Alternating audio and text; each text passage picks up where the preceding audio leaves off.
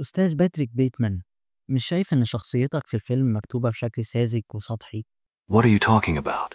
My portrayal in the film is nuanced, layered. It's a masterpiece. You simply don't have the sophistication to understand its depth. بس تماريض أنا، تماريض وموهوم. You're clearly envious. I'm not sick, I'm evolved. Most people can't handle truth, beauty, or perfection. That's why they call it madness. أولا الفيلم اللي هنناقشه هو من أوسخ الأفلام على كل المستويات، ولكن للأسف أخد ضجة كبيرة وشهرة وانبهار وميمز على ما فيش. هو فيلم أجوف تماما على مستوى الحبكة، ومعتمدين كالعادة على إن رمزياته هي اللي تشفع له. أنا بقى مش بتاع رمزيات. اعمل لايك وسبسكرايب وشير وفعل الجرس عشان تشوف حلقات أكتر من دي إن شاء الله. ويلا بينا نبدأ. النهاردة حلقتنا هتتقسم لأربع محاور. هنحلل شخصية باتريك بيتمان بطل فيلم أمريكان سايكو من الناحية النفسية، وبعدها هنستعرض أخطاء الفيلم ونعرف ليه هو فيلم بشع بلا قيمة، وبعدها هنستعرض التشابهات بين عالم أمريكان سايكو وبين عالم باتمان البطل الخارق، وبعدها هنعمل نظرية جديدة تعيد بناء الشخصية بشكل منطقي ما فيهوش ثغرات. باتريك بيتمان هو شاب غني أو عنده كل حاجة، وسيم وذكي، وبيقدر يدعي إنه إنسان كويس وصالح وطبيعي، بيقدر يعمل كده قدام الناس، ولكن من الباطن هو أجوف وما عندوش مشاعر. ما عندوش غير رغبات وشهوات بدأت تتملك منه وتحوله لقاتل متسلسل. الفيلم ما قدمش صورة نمطية للقاتل المتسلسل، ودي مش حاجة مميزة، دي حاجة وحشة. الفيلم كثف جهوده إن الصورة اللي تتقدم تكون مركزة على المختل العقلي بس مش قاتل منظم مرتب. كعادة كل الشخصيات اللي بنناقشها أو أغلبها بيشترك معاهم باتريك بيتمان في النرجسية ومعاداة المجتمع وجنون العظمة وكمان السادية وعقد النقص وفقدان الإحساس بالقيمة الداخلية اللي بيعوضها باللبس والشكل والجسم الرياضي، ودي في حد ذاتها تشخيصات متضاربة مع بعض. ولكن في رأيي الشخصي إن يكون في اضطراب عقلي عند الشخص فهو صعب يظهر في شكل نوبات مؤقتة وبيتسيطر عليها ويقدر المريض يلبس قناع الشخص السوي بعدها. أعتقد إن الشخص يدعي إنه سوي ده ممكن يتعمل في بعض الاضطرابات الأخف زي الاكتئاب أو حتى الاضطرابات اللي فيها ضلالات اضطهادية. يعني إيه ضلالات اضطهادية؟ يعني إن الشخص يكون عقله مهيأ له إن الناس بتتآمر عليه مثلا، ولكن هو بيعمل عكس قناعاته وبيحاول يبقى سوي قدامهم، وده علشان يجاريهم مش علشان هم صح بالنسبة له، إنما هو بيحاول يعمل زيهم علشان يأمن أذاهم، وبالتالي بيخالف معتقداته لغرض مؤقت. بس ده بره موضوعنا. الخلاصة إن المختل العقلي بدرجة باتريك بيتمان ما يقدرش يتحكم في نفسه، يدعي انه سوي في بعض الاوقات بالدرجه دي. انا بشوف ان دي مش صوره مكتمله عن المختل. نيجي لاخطاء الفيلم واللي هركز فيها اكتر على بناء وتحولات الشخصيه وعالم الفيلم، بس مش هنتعمق كتير في الاحداث. انا بعتبر تحليل الشخصيه النفسي اللي وصفناه من شويه هو خطا من اخطاء الفيلم. غير كده تقديم المختل عقليا او حتى القاتل المتسلسل بيلزمه تقديم تاريخ للشخصيه وماضي اتكونت فيه الدوافع والاسباب. شخصيتنا مسطحة، ما عندهاش دوافع كفاية، دوافعها مشوهة بتنتقل بين الجنون والعشوائية والحقد والغيرة والسادية والشهوة. ألف ب قتل متسلسل بيلزمه نمط والا مش هيبقى متسلسل. طب يعني ايه نمط؟ يعني نوعيه ضحايا ثابته من فئه واحده او مشتركين في حاجه معينه، دوافع ومبادئ ثابته ومبرره بماضي الشخصيه، اسلوب قتل شبه ثابت بادوات جريمه ثابته، غنائم او تروفيز ثابته وهي الحاجه اللي بيحتفظ بيها القاتل تدل على الحادثه اللي قتل فيها الشخص وتحسسه بالانجاز. بطلنا كان عشوائي ومشتت ومش بيقتل بشكل منظم ولا بيعمل اي حاجه من دول، ولا بيقتل بسبب مبدأ معين. ممكن يقتل بدافع الاحتقار وبعدها يروح يقتل بدافع الغيره فيلاقي ضحيته مش مناسبة فيتراجع، فينوي يقتل السكرتيرة اللي مش بيتوفر فيها أي سبب يطابق قتله،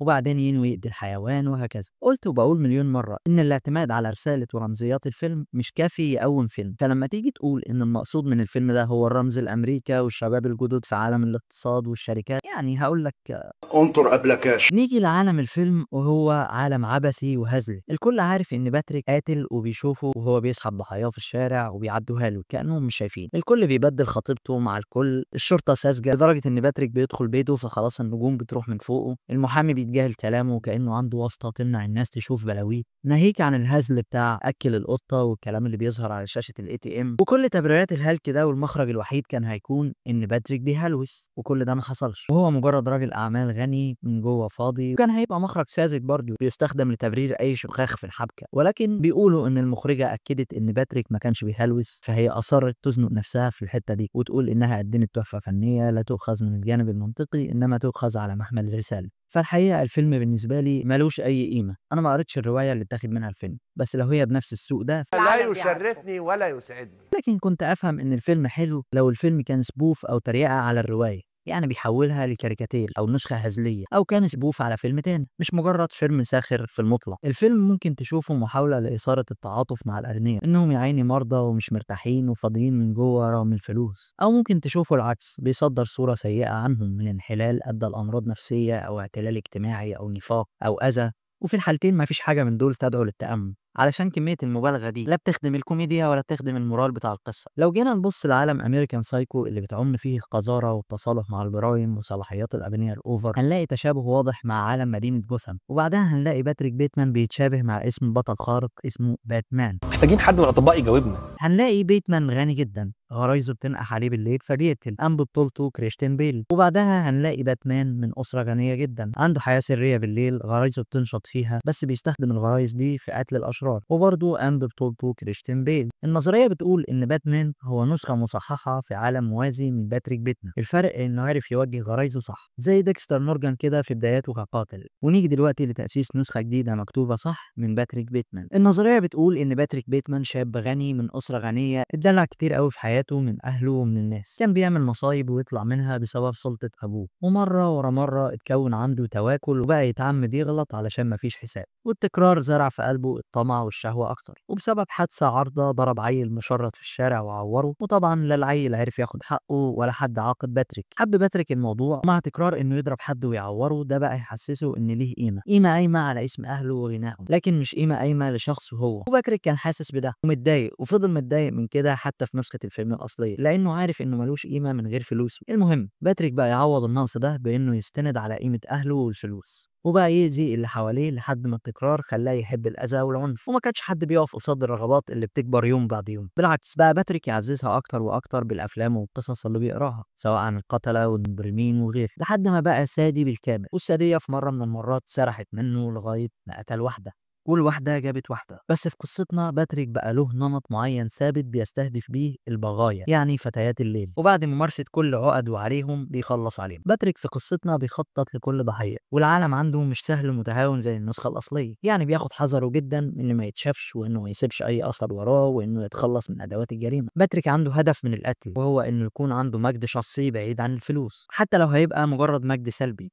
بس يكون حاجة عملها بإيده ما تكونش خارجة عن إرادته، يعني ما تكونش زي مجرد شكل وسيم أو سلطة مكتسبة. علشان كده هو اقتدى بقتلة متسلسلين كتير وقرا في تواريخهم ومسيرتهم علشان يبقى نسخة منهم وكمان يتجنب أخطاء. باتريك في قصتنا اضطراباته النفسية هي أقل حدة من الفيلم، متركزة في عقد مدفونة جواه، لكن مش مستحوذة على عقله بالكامل ولا مخلياه يهلوس أو ما يفرقش بين الواقع والخيال، وبالتالي قدرته على إنه يفصل في القصة هنا مبررة أكتر. باتريك هنا ما عندوش ندم، بل هو فخور بنفسه علشان عايش لحد دلوقتي بينا في 2025، وبقى من أشهر القتلة المتسلسلين اللي هويتهم مش معروفة، ومن غير وسايط ولا حد يداري عليه أو يتجاهل اعترافاته أو يعطل ندم. الراجل شغال بإيده والظروف مش بتخدمه لأول مرة، وده كان أفضل علاج سلبي بالنسبة له. فيلم أمريكان سايكو هو فيلم سيء زيه زي أفلام كتير أخد ضجة علشان الرمزيات وهي تقرف، زي The Substance أو One Flew Over the Cuckoo's Nest أو Zodiac أو The Hunt أو The Father وغيرهم. وفي النهاية ما تنساش اللايك والشير والسبسكرايب والجرس، ولو عايزنا نتكلم عن حاجة من اللي قلناهم دول قولي في الكومنتات. سلام. مين ده يعني؟